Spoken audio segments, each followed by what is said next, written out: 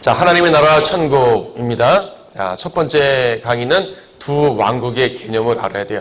하나님의 나라가 뭐고 천국이 무엇이다. 이 개념을 확실하게 알아야 됩니다. 하나님께서 통치하시는 왕국이 세 개예요. 세 개가 있습니다. 먼저 하늘나라가 있죠.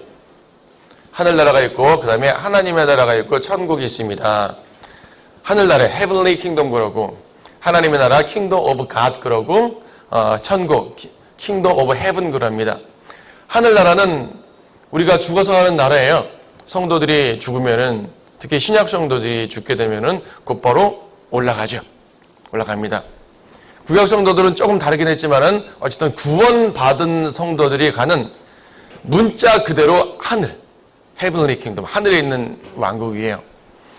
자유주의 목사들은 천국이 어디 있고 지옥이 어디 있습니까? 하게 되면은 천국은 우리의 마음에 있고요. 지옥도 우리의 마음이 있죠. 이런 식으로 말하지만은 천국은 문자 그대로 하늘에 있습니다. 저 셋째 하늘에 있죠. 온 우주는 지구를 둘러싼 첫째 하늘이 있고 그 다음에 우주 공간인 둘째 하늘이 있고 그 다음에 물층을 건너서 저 끝에 하나님의 보좌에 계신 셋째 하늘이 있어요. 그것이 바로 하늘나라입니다. 하늘나라. 사도 바울은 디모데후서 4장 18절에서 우리가 가는 곳이 하늘나라다. 사도 바울은 인생의 모든 과정을 주님을 위해 봉사하고 내가 하늘나라에 간다라고 말하고 있습니다. 하늘나라에 갈 때까지 주님이 지켜주신다고 말씀하고 있죠. 하늘나라의 반대 개념은 지옥입니다. 지옥. 그렇죠. 하늘나라의 반대는 땅이 아니라 하늘나라의 반대는 지옥입니다. 구원받은 자는 하늘나라 가고 믿지 않는 자는 지옥 가지 않습니까? 자, 하나님의 나라는 현재 여러분들이 있는 나라입니다. 현재 하나님께서 성도들을 통치하십니다. 나라기 때문에 하나님의 통치죠. 항상 성경에서 나라, 왕국, 킹덤 하게 되면은 어떤 지역, 위치의 개념이 아니라 통치의 개념으로 보셔야 됩니다. 통치. 하나님이 통치하시는 것이에요. 근데 하나님이 어떻게 통치하시냐면은 현재 여러분들을 통치하십니다. 영적 통치, 영적. 주님은 이 땅에 재림에 계시지 않습니다. 어디에 계십니까? 여러분 마음속에 계십니다. 물론 하늘에 계십니다. 물론 하늘에 계시지만 여러분 예수님 영접하셨기 때문에 여러분 마음에 계시고 지금 이 자리에 주님이 함께 계시는 것이에요. 두세 사람이 주님의 이름으로 모이면 함께 하신다고 말씀하셨기 때문에 여러분 각각이 성령님의 전이라서 여러분 각각 속에 계시지만 또한 이 모임 가운데 계시는 것이에요. 우리를 통치하시는 거죠. 우리를 다스리십니다. 찬송가에서 우리를 다스려 주옵소서 그러죠. 우리를 다스리시는 것이 현재가 중요하죠. 현재 여기서는 하나님의 나라의 반대 개념은 역시 현재에 임한 사탄의 나라입니다. 현재에 임한 사탄의 나라. 그것을 성경은 흑암의 권세라 말하죠. 여러분 골로새서 1장 13절 말씀 잠깐 보십시오. 골로새서 1장 13절 말씀 보시게 되면은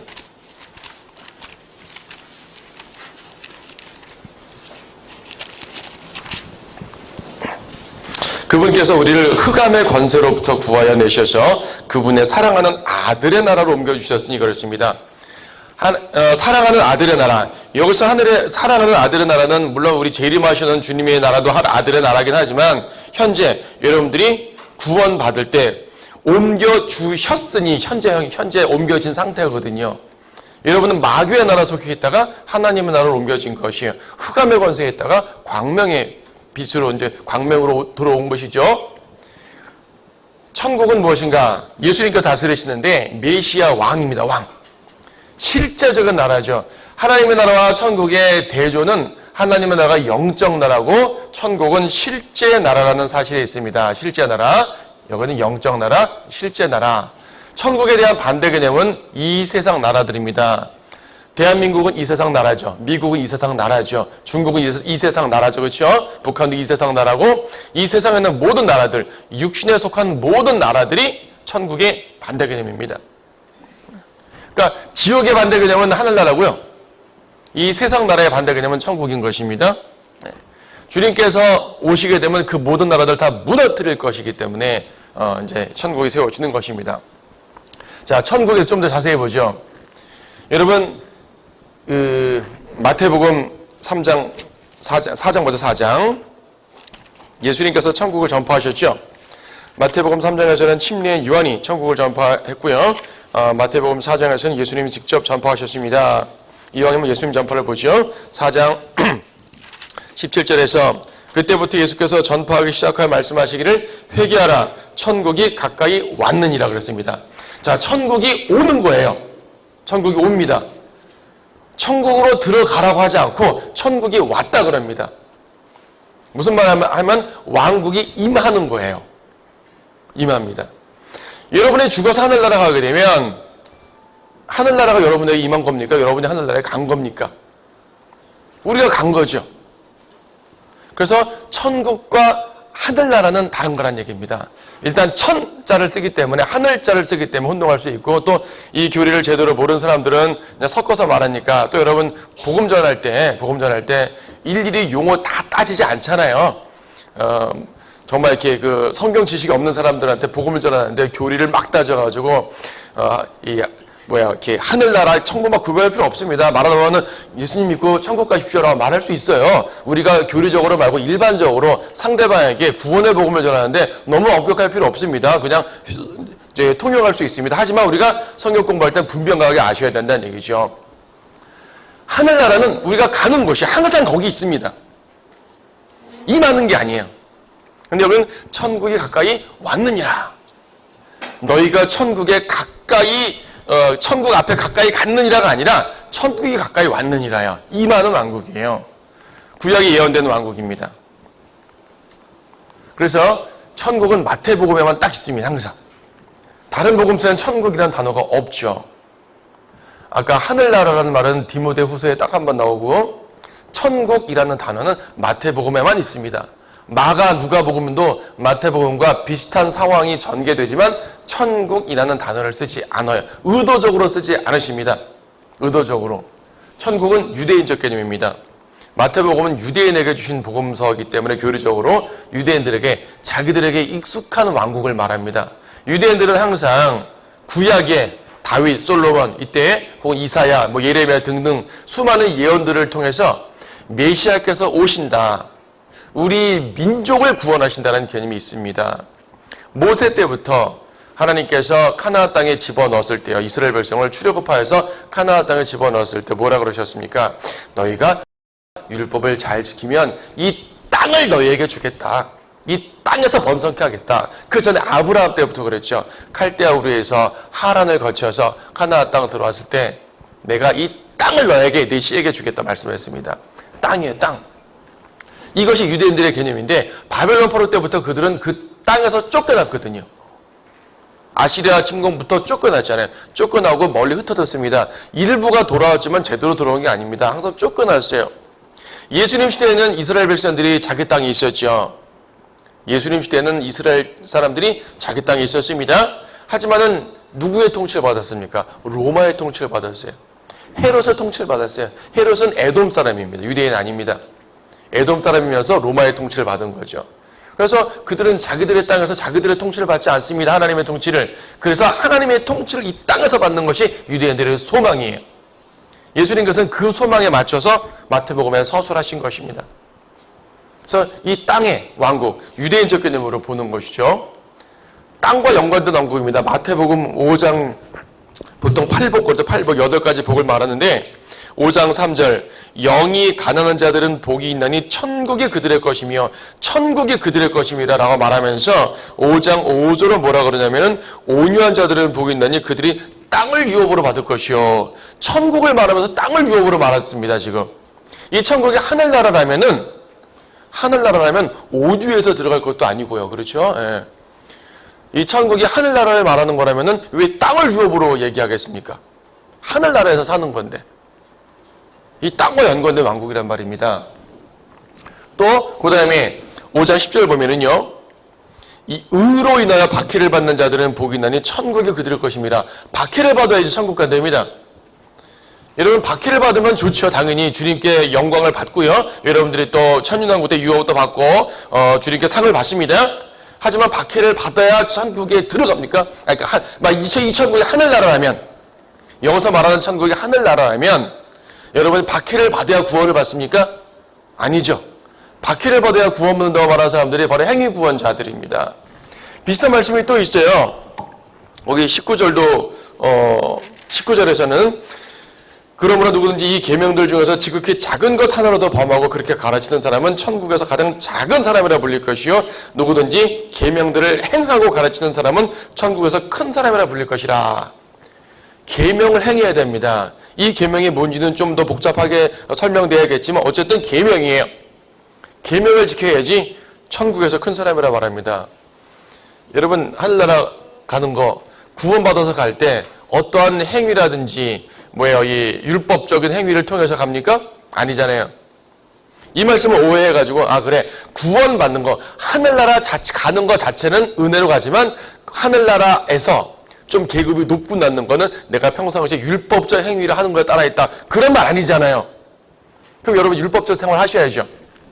더 율법적으로 생활하시면 천국 가가지고 하늘나라 가가지고 계급이 높답니다. 이게 그런 말일 거예요. 여러분 하늘나라에 계급이 있을까요? 하늘나라에 계급이 있어요? 그런 거 없습니다. 똑같습니다. 마태복음 11장 보면 아주 특별한 표현이 있습니다. 마태복음 11장 12절 보게 되면은요. 이 침례 요한에 대해서 쭉 설교하신 다음에 말씀하신 다음에 12절에 침례인 요한의 때로부터 지금까지 천국은 폭력을 겪고 천국이 폭력을 겪는 데입니다. 이 천국이 하늘나라라면 가능한 말일까요? 폭력을 쓰는 자들이 힘으로 그것을 차지하느니라. 이 천국이 하늘나라를 말한다면 폭력을 쓰는 자들이 천국을 탈취한답니다. 그게 말이 되냐고요. 이처럼 이 사람들이 천국을 하늘나라라고 생각을 하고 보게 되면 말이 안 됩니다. 이 천국은 특별한 나라입니다. 그래서 원래는 예수님이 오셨으니까 예수님이 통치하셔야죠. 예수님이 왕이 되셔야죠. 하지만 여러분 아시듯이 초림 때 예수님은 영접받았습니까? 거절되셨습니까? 초림 때 예수님은 거절되셨습니다. 그래서 십자가에 죽으셨잖아요. 재림 때는 왕이 되시겠죠? 초림 때 왕으로 오셔서 왕이 되셔야 하나 거절되셨습니다. 거절됐다는 얘기는 누군가가 왕국을 뺏은 거예요. 당시에 바리새인 같은 사람들이죠. 바리새인들이 유대인 왕국을 꽉 차지하고 있으면서 메시아가 와 거절. 이거 우리 왕국입니다. 당신 들어오면 안 됩니다. 이거예요. 한마디로 말하면. 이게 천국의 찬탈자들입니다. 자, 이 천국을 좀 더 살펴보게 되면요. 천국은 일단 아버지의 왕국입니다. 여러분 마태복음 6장 13절 보시게 되면 여러분 보통 주기도문이라고 그러죠. 6장 10절 말씀 보게 되면은 뭐라 그러십니까? 아버지의 왕국이 임하옵시며 라고 말합니다. 아버지 왕국, Thy kingdom come. 당신의 왕국이 임하시며 라는 말이에요. 근데 예수님이 기도에 대해서 당신이라니까 아버지란 말이죠. 그러니까 아버지 왕국이란 말입니다. 아버지의 왕국인데 이게 누구에게 주어졌어요? 아들에게 주어졌습니다. 그래서 인자의 왕국입니다. 마태복음 16장 28절 보시게 되면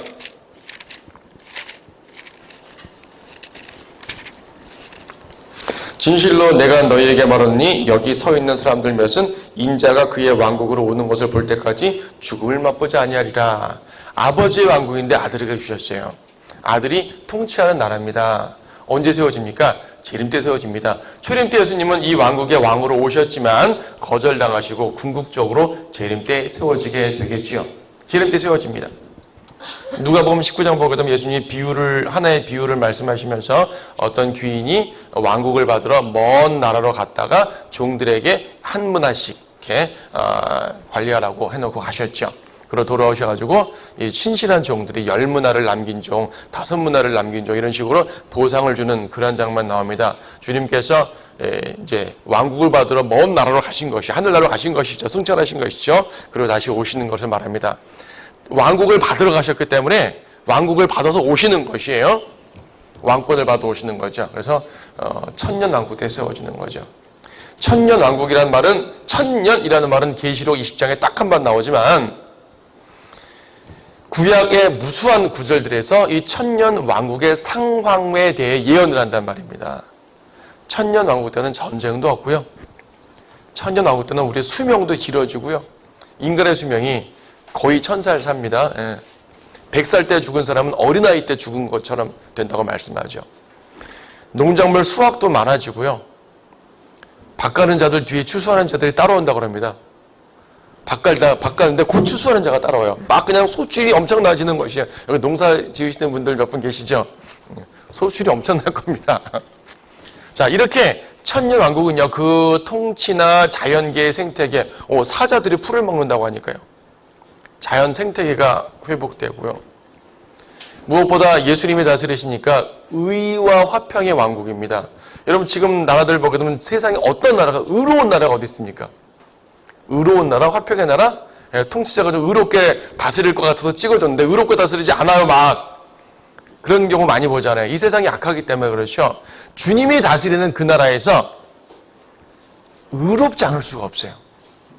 자유주의자들은 이러한 구절들을 현재에 이루고 싶어 합니다. 이러면 좋죠.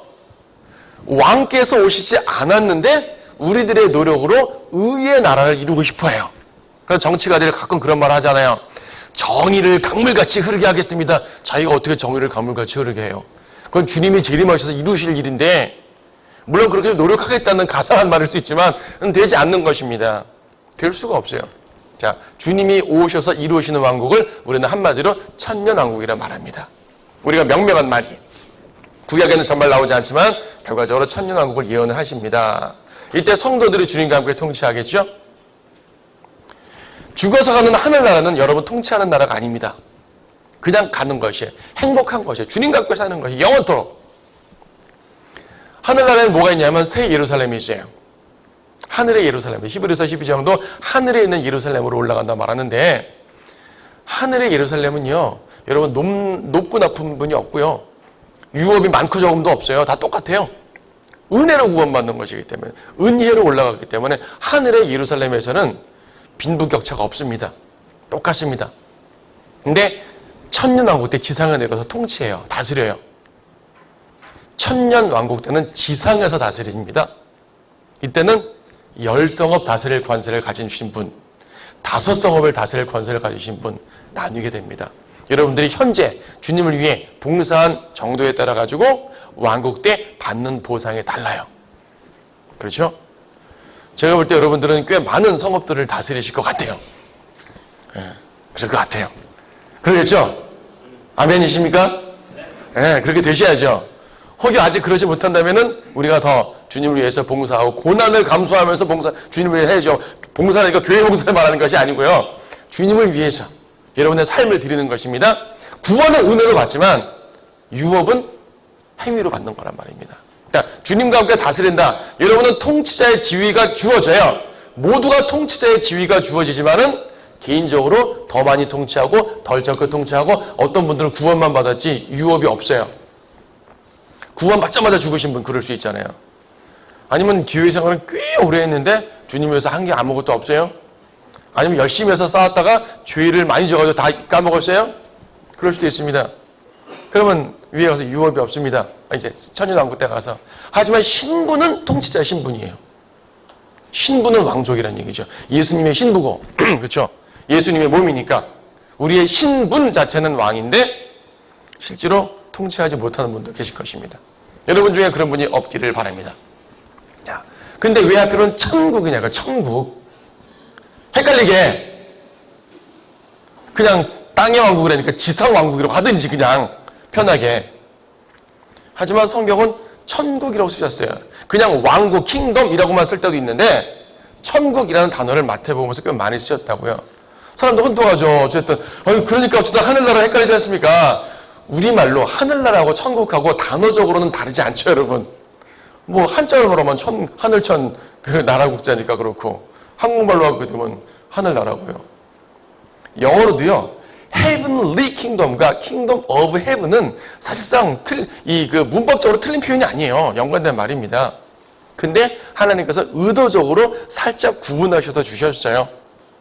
무엇보다 그 말하고자 하는 교리가 다르다는 말입니다. 근데 왜 하필이면 천국이라고 쓰셔가지고 헷갈리게 하냐 이거죠. 왜 천국일까요? 이 왕국이 하늘로부터 임하기 때문입니다. 아버지로부터 임하기 때문이에요. 우리 여러분 아까 마태복음 6장에서 그 소위 말하는 주기도문에서 아버지 왕국 임하오시며 했죠? 그 같은 구절 보게 되면은 아버지의 뜻이 하늘에서와 같이 땅에서도 이루어지이다 그랬습니다. 아버지의 왕국이 임하는데 하늘로부터 땅으로 임하신다는 말씀하셨어요. 이래서 천국입니다. 이 천국의 기원이 위로부터. 그러니까 이 천국의 개념 자체는 메시아 왕국인데 하늘로부터 오기 때문에 천국이라는 단어를 쓰는 것이에요. 자, 그럼 하나님의 나라는 뭐죠? 현재적 나라. 아까 이 천국은 미래적 나라라면 하나님의 나라는 현재적 나라입니다. 누가복음 17장 보십시오. 누가복음 17장. 누가복음 17장 21절 말씀 보시게 되면은 예수님이 하나님의 나라에서 말씀하셨습니다. 20절부터 보시면요. 주께서 언제 하나님의 나라가 오겠느냐는 바리새인들의 질문을 받고 그들에게 대답하여 말씀하시기를 하나님의 나라는 볼 수 있게 오는 것이 아니니라. 아까 마태복음 4장에서 천국이 가까이 왔느니라 그랬습니다.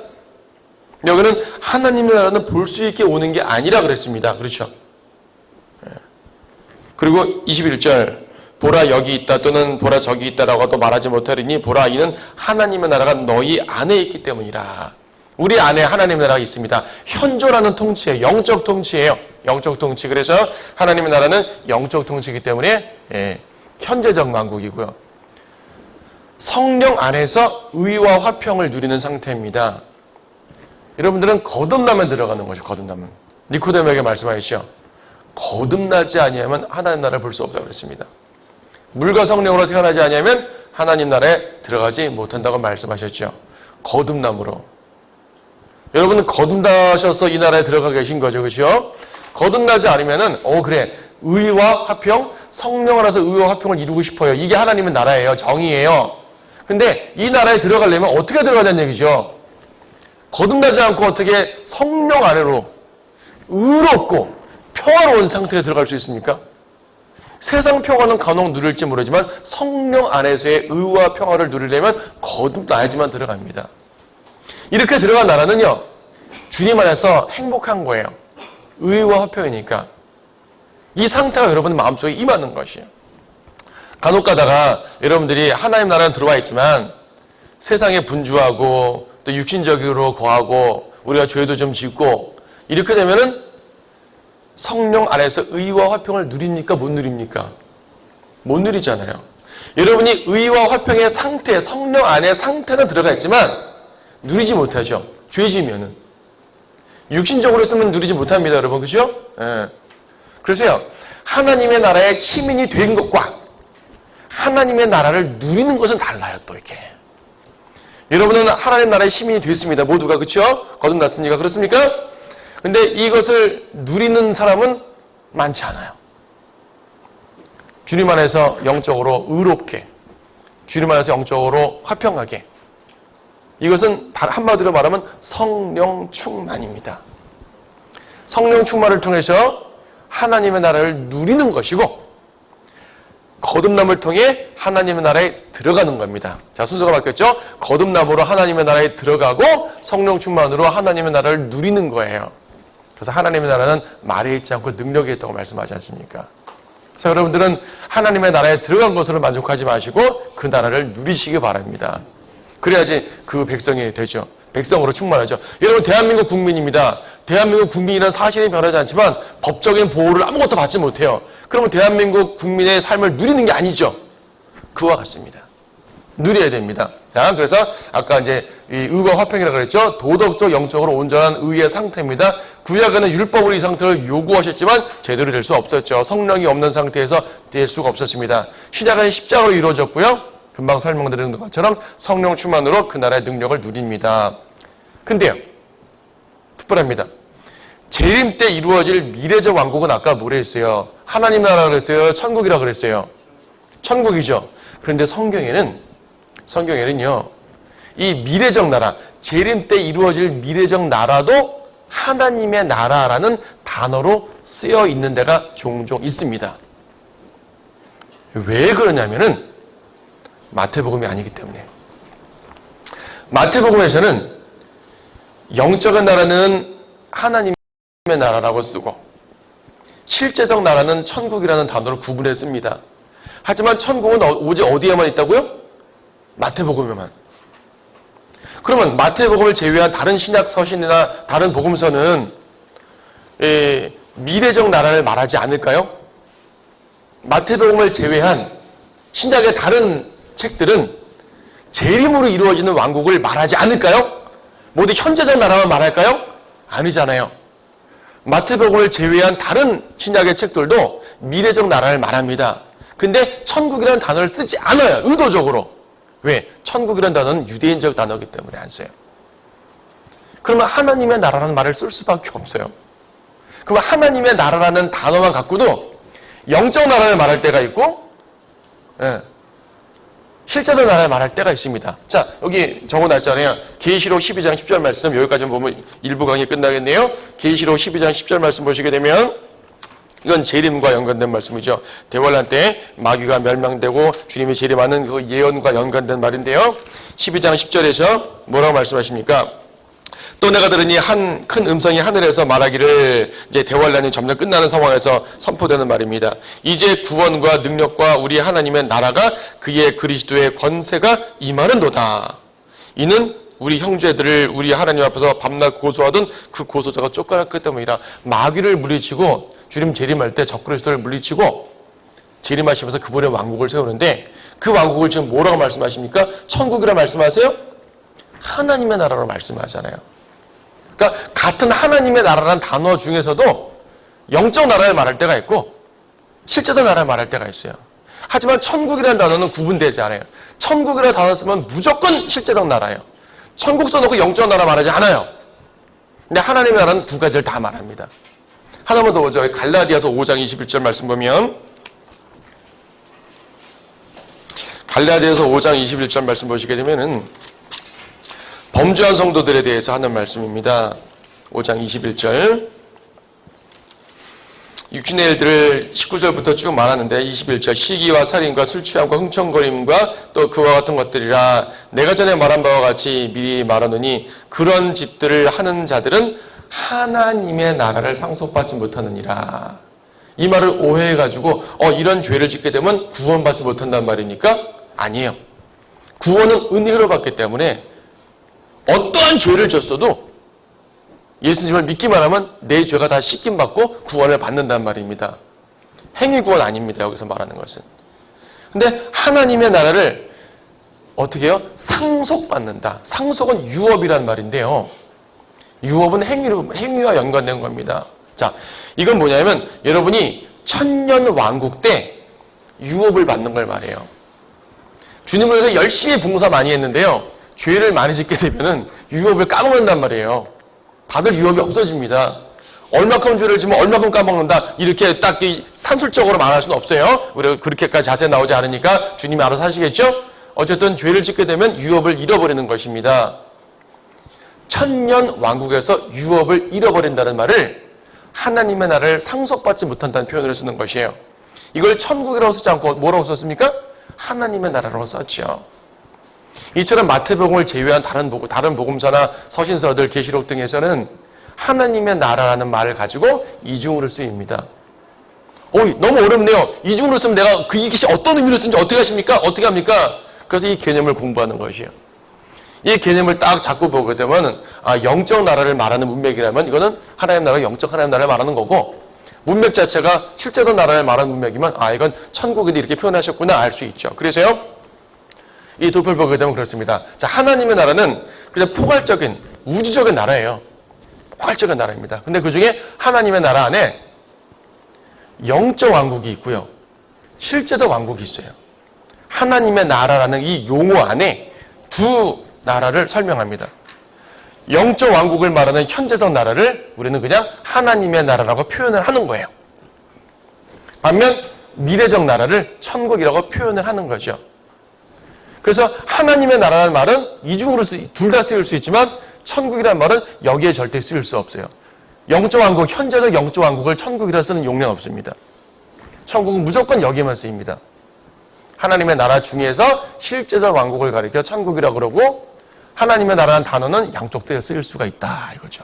근데 다른 복음서는 구분이 안 돼 있고 하나님의 나라라는 말만 있으니까 읽을 때 구분하셔야 되는데, 마태복음은 주님이 스스로 구분해 주셨어요. 마태복음에는 천국이라는 말과 하나님의 나라라는 말이 둘 다 있습니다. 그러니까 여러분은 자연스럽게 구분하시면 되죠. 이거 영적 나라구나.